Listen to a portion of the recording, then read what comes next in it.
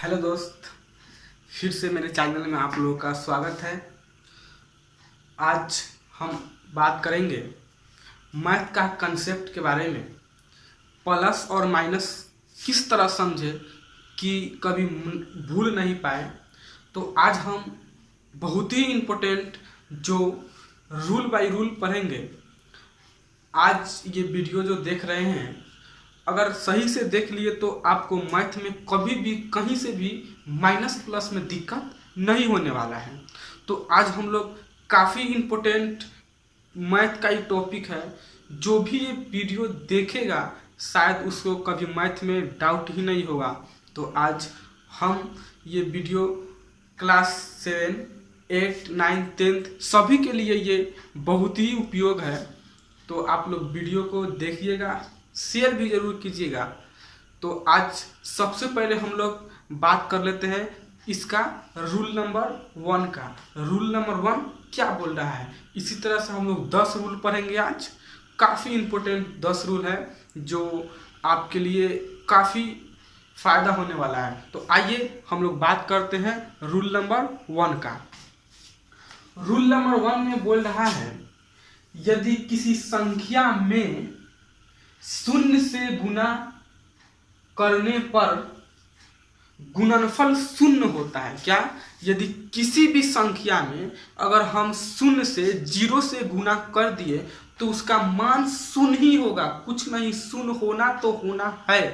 देखते हैं इसका एग्जाम्पल क्या होता है। क्या बोला है कि अगर किसी संख्या में अगर हम 0 से गुना कर दे तो उसका मान क्या होगा। ये बहुत बच्चा सबसे ये नहीं बनता है, काफ़ी इम्पोर्टेंट है। तो किसी संख्या, मान लेते हैं हम संख्या 9 ले लेते हैं। अगर इसमें हम 0 से गुना कर दिए तो इसका मान क्या होगा, 0 ही होगा, 0 ही होगा। या किसी संख्या, तो हम लोग मान लेते हैं x है, x में भी अगर हम लोग 0 से गुना कर दिए तो इसका भी मान 0 होगा। आप लोग याद रखिए, दुनिया के कोई भी संख्या है अगर उसमें हम 0 से गुना कर दे तो 0 होगा तो होगा। अब हम लोग बात करते हैं, इसमें दिया है एवं 0 से, क्या 0 से किसी संख्या में अगर गुना कर दिया जाए, 0 से अगर किसी संख्या में गुना कर दिया जाए तो वो भी 0 होगा। इसका एग्जाम्पल क्या होगा, अगर 0 में, क्या 0 में अगर किसी संख्या, मान लेते हैं 2 ले लेते हैं, 2 0 में किसी संख्या से अगर गुना कर दिया जाए तो उसका भी मान 0 ही होगा। उसका ही मान क्या होगा, 0 होगा। ले लेते हैं एक और एग्जाम्पल, अगर मान लेते हैं y है, अगर y में किसी संख्या है, अगर इसमें हम लोग गुना कर दिए 0 से तो इसका भी मान क्या होगा, 0 ही होगा। तो आप लोग ये गुना वाला बात जरूर समझ में आ गया होगा। अब हम लोग बात करते हैं रूल नंबर 2 का। तो हम लोग बात कर लेते हैं रूल नंबर 2 का। ये भी काफी इंपॉर्टेंट है। रूल नंबर 2 देखते हैं क्या बोल रहा है। बोल रहा है कि यदि किसी 0 में किसी संख्या से भाग दे दिया जाए, अगर 0 में, 0 में किसी संख्या से भाग दे दिया जाए तो उसका भागफल क्या होगा। तो आप लोग याद रखिए कि 0 में, किसमें, 0 में अगर कोई भी संख्या है, मान लेते हैं 10 है, अगर 0 में किसी संख्या से भाग दे दिया जाए तो उसका मान 0 होता है। क्या होता है, 0 होता है। आप लोग याद रखिए, उसका मान 0 होगा, नहीं कुछ भी बदलबे नहीं करेगा, हमेशा 0 होगा।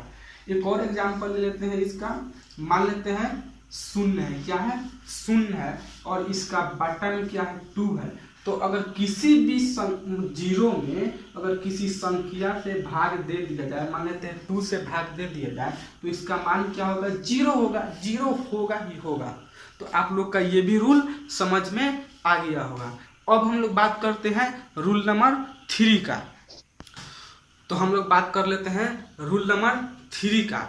ये भी काफी इंपॉर्टेंट है। इसी सब में बच्चा फंस जाता है, अब बोलता है कि मैथ समझ में नहीं आ रहा है। गारंटी लेते हैं कि अगर ये वीडियो देख लिए तो आपको मैथ में कभी भी दिक्कत नहीं होगा।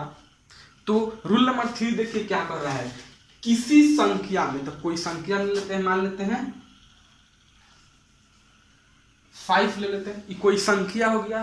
किसी संख्या में शून्य से भाग देने पर भागफल अपरिभाषित रहता है, इसका मान कुछ नहीं, समझिए इसका मान कुछ बताना संभव नहीं है, अपरिभाषित होता है, इन्फिनिटी होता है। तो किसी संख्या में, तो हम मान लेते हैं किसी संख्या क्या ले लिए, 5 ले लिए, शून्य से क्या भाग, माने भाग, शून्य से भाग देने पर जो इसका मान होता है अपरिभाषित इन्फिनिटी होता है, इसका बताना मान संभव नहीं है। एक और एग्जांपल देखते हैं इसका, अगर इसमें रहे 2 रहे, किसी संख्या 2 हो गया, किसी संख्या में अगर कितना से शून्य से अगर भाग दे दिया जाए, तो इसका मान अपरिभाषित होता है। आप लोग एकदम याद रखिएगा, ये सब नियम बहुत ही इंपॉर्टेंट है। अब हम लोग बात करेंगे रूल नंबर 4 के बारे में। तो हम बात कर लेंगे रूल नंबर 4 का, जो ये भी काफी इंपॉर्टेंट है। तो हम लोग देखेंगे कि रूल नंबर 4 क्या बोल रहा है। बोल रहा है कि किसी संख्या का घात, घात का मतलब क्या होता है, पावर। क्या होता है, पावर। घात का मतलब क्या होता है, पावर। जैसे देख लीजिए, अगर यहाँ पे है x², तो x का क्या है, ये घात है, पावर है। तो बोल रहा है क्या, किसी संख्या का घात, क्या घात शून्य यानी 0 होने पर उसका मान शून्य होता है। क्या होता है, उसका मान शून्य होता है। तो हम देखते हैं एग्जाम्पल में इसका। तो इसको एग्जाम्पल में देखेंगे तो एक बार पढ़िए, किसी संख्या का घात, तो मान लेते हैं कितना हमारा एक संख्या है, क्या x, इसका घात अगर शून्य, क्या बोल रहा है, इसका घात शून्य होने पर, क्या होने पर, शून्य होने पर उसका मान 1 होता है। कितना होता है, 1 होता है। उसका मान कितना होता है, 1 होता है। इसका मान कितना होता है, 1 होता है। लिखा गया है, सुन, किसी संख्या का घात शून्य होने पर उसका मान कितना होगा, 1 होता है। मतलब इसका मान क्या होगा, 1 होगा। तो अगर मान लेते हैं कि 2 का पावर शून्य है, तो इसका भी मान क्या होगा, 1 होगा। तो आप लोग को इस समझ में आ गया होगा, किसी भी संख्या का अगर घात अगर 0 हो गया तो उसका मान कितना होगा, 1 होगा। आप लोग को ये भी समझ में आ गया होगा। तो अब हम लोग बात कर लेते हैं रूल नंबर 5। जो रूल 5 है वो भी काफी इंपॉर्टेंट है। तो ये रूल नंबर 5 है कि किसी संख्या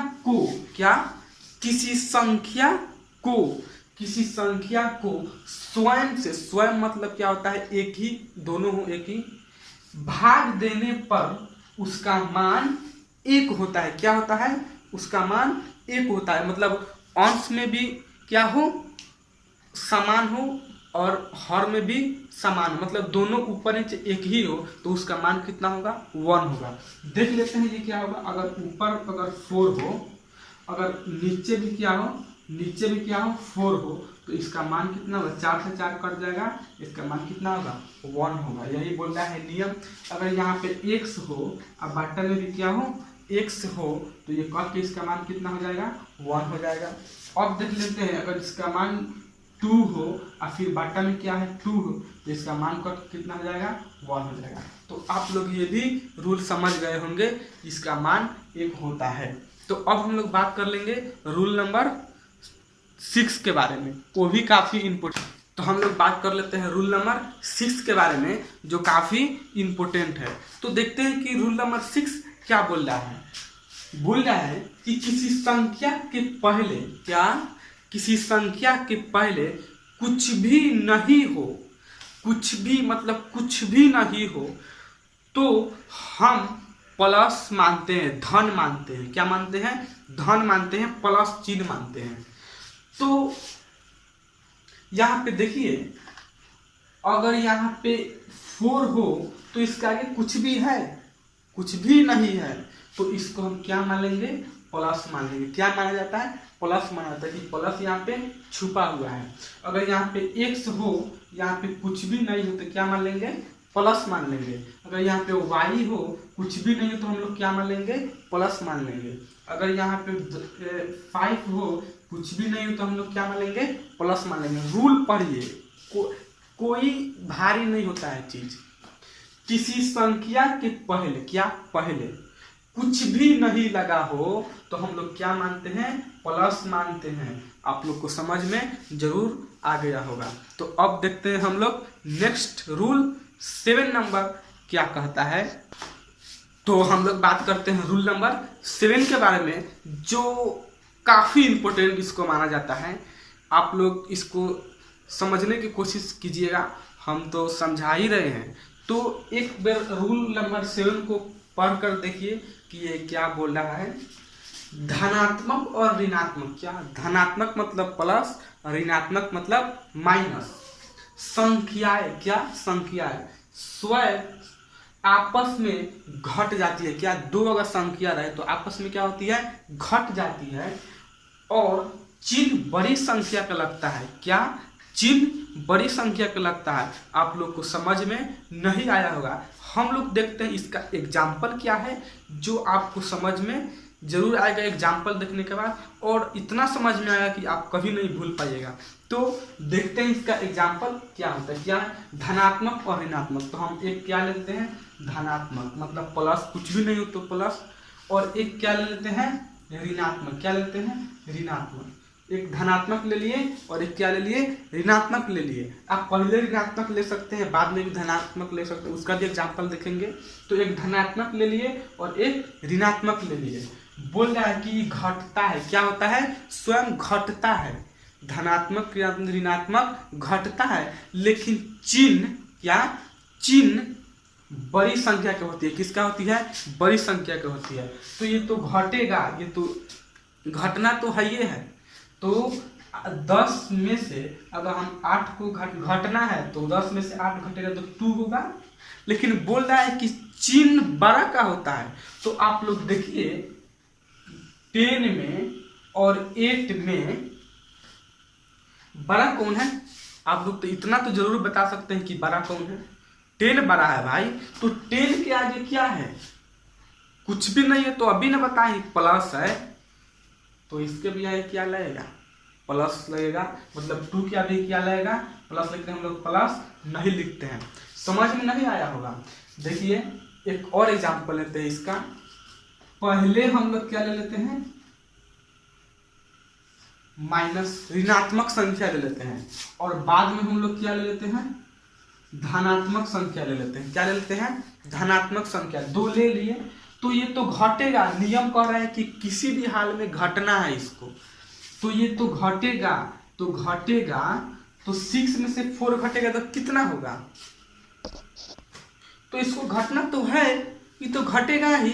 तो घटेगा तो कितना होगा? 6 में से 4 घटेगा तो बताइए ना, 2 होता है। अब नियम बोल रहा है कि चिन्ह किसका लगता है? बड़का का लगता है। किसका लगता है? बड़का का लगता है। तो 6 और 4 में बोलिए कौन बड़ा है? तो इस देखिए बड़ा 6 है, तो इसका आगे क्या है? प्लस कि माइनस? तो हम लोग क्या देख रहे हैं? इसके आगे क्या है? माइनस है, इसलिए हम लोग इसके आगे क्या लगा देंगे? माइनस लगा देंगे। उस वक्त प्लस 10 के आगे प्लस था, वो 12 था, इसलिए यहाँ पे हम लोग प्लस लगाए हैं। और 12 6 है, इसके आगे माइनस है तो माइनस है। घटना तो है तो ये तो घटने किया है। 6 में से 4 2। और एक और इसका एग्जाम्पल देख लेते हैं। अगर माइनस हो 8 और प्लस हो 4, तो ऋणात्मक और धनात्मक तो 2 है। 8 ऋणात्मक है, 4 धनात्मक है। तो नियम का तो पालन कर रहा है। अब नियम का पालन कर रहा है तो ये तो घटेगा, तो घटेगा। इस नियम में है घटना है, धनात्मक ऋणात्मक रहे तो घटेगा।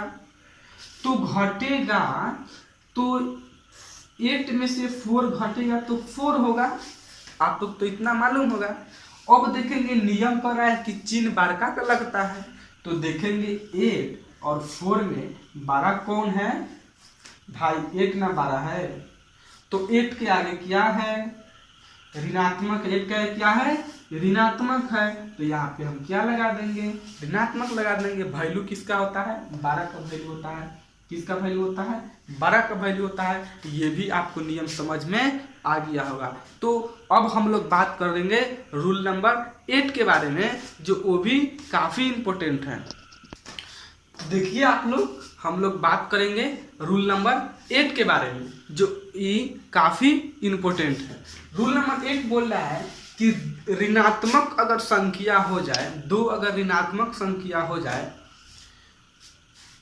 तो आपस में जुड़ जाएगा। क्या होगा, जुड़ जाएगा, लेकिन चिन्ह, क्या चिन्ह ऋणात्मक का रहेगा। क्या रहेगा, चिन्ह ऋणात्मक का रहेगा।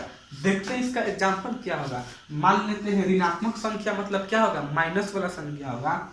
माइनस हम लोग लेते हैं 2 और माइनस ले लेते हैं हम लोग 5। तो क्या नियम बोल रहा है, क्या आपस में जुड़ जाते हैं, आपस में क्या होते हैं, जुट जाते हैं। तो 5 और 2 को जोड़ेंगे तो क्या होगा, 7 होगा। तो और बोल रहा है चिन्ह ऋण का लगता है। किसका लगता है, ऋण का लगता है, माइनस लगता है। तो यहाँ पे क्या लगा दिए, माइनस लगा दिए। समझ में आ गया होगा। एक और एग्जाम्पल ले लेते हैं इसका। -4 हो और -8 हो, तो बोल रहा है कि नियम आपस में जुट जाते हैं। क्या हो जाते हैं, आपस में जुट जाते हैं, आपस में जुट जाते हैं। तो 8 और 4 को जोड़ेंगे तो कितना हो जाएगा, 12। जोड़ दिए। एक और नियम बोल रहा है कि चिन्ह ऋण का लगता है। क्या लगता है, चिन्ह ऋण का लगता है। तो ऋण मतलब क्या होता है, माइनस, तो हम लगा दिए। आप लोग को ये भी समझ में आ गया होगा। अब लोग हम बात करेंगे रूल नंबर 9 के बारे में, जो काफ़ी इम्पोर्टेंट। तो हम लोग बात करेंगे गुना के बारे में। गुना क्या होता है, माइनस प्लस का गुना क्या होता है, ये काफ़ी इम्पोर्टेंट है। तो देख लेते हैं, अगर माइनस प्लस हो और बीच में गुना हो और फिर प्लस हो तो उसका मान क्या आएगा, प्लस ही आएगा। एग्जाम्पल हम लोग लेकर देखते हैं, ज़्यादा समझ में आएगा। तो ये 2 है, कुछ भी नहीं है तो हम लोग पढ़े हैं कि प्लस होता है। अब बीच में क्या है, गुना है, तो हम लोग गुना दे दिए। और फिर मान लेते हैं 4 है, तो हम लोग ये भी प्लस है। देखिए 2 क्या है, कुछ नहीं तो प्लस, गुना है तो गुना, 4 का है, कुछ भी नहीं है तो प्लस। समझ गए होंगे। तो ये जो निकलेगा मान क्या होगा, प्लस में आएगा। क्या आएगा, प्लस में आएगा। तो यहाँ पे 4 गुना कितना होगा, 8। 8 के आगे कुछ भी नहीं है तो हम लोग प्लस मान लेंगे। एग्जाम्पल तो समझ में आ गया होगा। अब देखते हैं कि पहले अगर माइनस हो और फिर गुना हो और बाद में भी क्या हो, माइनस हो, तो वो क्या होता है, प्लस होता है। क्या होता है, प्लस होता है। एग्जाम्पल देख लेते हैं। पहले में माइनस हो, फिर बीच में गुना हो और फिर बाद में -4 हो, तो 2 चौका कितना होगा, 8। क्या नियम क्या बोल रहा है, प्लस होता है। तो यहाँ पे कुछ भी नहीं है तो हम लोग क्या मान लेंगे, प्लस मान लेंगे। अब देखिए, अगर पहले माइनस हो, मान लेते हैं 2 है, और बाद में प्लस हो, मान लेते हैं 4 है। क्या है, 4 है। तो गुना करने पर क्या आता है, माइनस आता है। तो माइनस लिख दिए और 4 गुना कितना होता है, 8 होता है। आप लोग को जरूर समझ में आता होगा। अब देखिए, पहले प्लस हो यानी 2 प्लस में है, और बाद में माइनस हो यानी कि 4 वाला अब माइनस में हो गया। उस बार 2 माइनस में था, 4 प्लस में था, अब 2 प्लस में, 4 माइनस में है। तो वो क्या हो जाता है, माइनस हो जाता है। तो इसको हम लोग बनाएंगे तो 4 गुना कितना होगा, 8। नियम कह रहा है कि माइनस हो जाता है, दोनों गुना करने पर, तो गुना करने पर माइनस हो जाएगा। आप लोग को रूल नंबर 9 भी समझ में आया। अगर समझ में नहीं आया होगा तो आप लोग कमेंट में एक बार ज़रूर हमसे पूछिएगा, या व्हाट्सएप पे कॉल कर सकते हैं। हम ज़रूर फिर समझा देंगे, फिर वीडियो बनाएंगे आप लोगों के लिए। तो देखते हैं इसका रूल नंबर 10 क्या बोल। तो हम लोग बात कर लेते हैं रूल नंबर 10 के बारे में, जो काफ़ी इम्पोर्टेंट है। तो देखते हैं रूल नंबर 10 क्या बोल रहा है। बोल रहा है यदि अंश और हर के चिन्ह समान हो तो धनात्मक मान प्राप्त होता है। क्या मान प्राप्त होता है? धनात्मक मान प्राप्त होता है। तो हम लोग बात कर लेते हैं अंश और हर क्या होता है। तो ये है ऊपर वाला जो होता है इसको बोलते हैं अंश, और ये नीचे वाला जो होता है इसको बोलते हैं हर। जैसे एक्स वाई हो गया तो एक्स अंश हो गया और नीचे वाला वाई हर हो गया। तो हम लोग बात कर लेते हैं क्या बोल रहा है, यदि अंश और हर के चिन्ह समान हो, क्या हो, चिन्ह समान हो तो धनात्मक मान प्राप्त होता है। क्या मान प्राप्त होता है? धनात्मक मान प्राप्त होता है। तो मान लेते हैं कि प्लस, अंश में प्लस और हर में भी प्लस, चिन्ह दोनों का प्लस प्लस समान चिन्ह है तो क्या होता है? धनात्मक प्राप्त होता है। क्या प्राप्त होता है? धनात्मक प्राप्त होता है। आते हैं हम एग्जाम्पल के साथ देखते हैं। यदि 6 कुछ भी नहीं है तो हम लोग क्या मान ले? प्लस, पढ़े हैं नियम। अब बाटा में क्या है? 2 है, कुछ भी नहीं हो तो क्या मान ले? प्लस मान ले। तो यहाँ पे जो होगा कट किया होगा प्लस, यहाँ पे छुपा हुआ है, आप लोग जानते हैं। तो ये नियम आपको समझ में आ गया है। तो माइनस और माइनस ये भी तो चिन्ह समान है तो इसका भी क्या होगा? प्लस होगा। पढ़े हैं कि जब चिन्ह समान हो अंश और हर का तो किसका मान प्राप्त होता है? धनात्मक का मान प्राप्त होता है। तो इसका एग्जाम्पल देख लेते हैं क्या होगा। -6 हो गया और बट्टे में हर में भी -6, माने सम चिन्ह क्या है? दोनों का समान है, माइनस माइनस है तो माइनस से माइनस कट जाएगा और 2 3 बार 6, मतलब 2 से कटेगा 6 तो 3 बार में तो माइनस माइनस कट गया तो क्या हो गया? कुछ भी नहीं तो प्लस हो गया। तो क्या प्राप्त हो गया? प्लस प्राप्त हो गया। तो अब हम लोग बात करते हैं रूल नंबर 11 के बारे में। जो लास्ट रूल है वो भी काफ़ी इम्पोर्टेंट है। तो आइए देखते हैं रूल नंबर। तो हम लोग बात कर लेंगे रूल नंबर 11 का। जो अंतिम रूल है काफ़ी इम्पोर्टेंट ये भी है। तो रूल बोल रहा है क्या? यदि अंश और हर के मान असमान हो, क्या हो? असमान हो तो ऋणात्मक मान प्राप्त होता है। क्या प्राप्त होता है? ऋणात्मक प्राप्त होता है। तो देख लेते हैं इसका एग्जाम्पल क्या है। बोल रहा है कि अंश और हर के मान असमान हो तो मान लेते हैं ऊपर में माइनस हो जाएगा और नीचे में प्लस है। क्या है? अंश और हर का चिन्ह क्या हो गया? असमान हो गया। तो इसका मान जो प्राप्त होता है क्या होता है? देखिए ऋणात्मक प्राप्त होता है। क्या प्राप्त होता है? ऋणात्मक प्राप्त होता है। तो हम लोग देख लेते हैं एग्जाम्पल इसका कैसे ऋणात्मक प्राप्त होगा। तो ऊपर में मान लेते हैं -6 हो गया, ऋणात्मक हो गया। अब बटन क्या हो गया? 2 हो गया। ये क्या है? प्लस में कुछ भी नहीं है तो क्या है? प्लस है। तो इसको काट देंगे तो हम लोग नियम क्या पढ़ रहे हैं कि क्या होगा? ऋणात्मक होगा।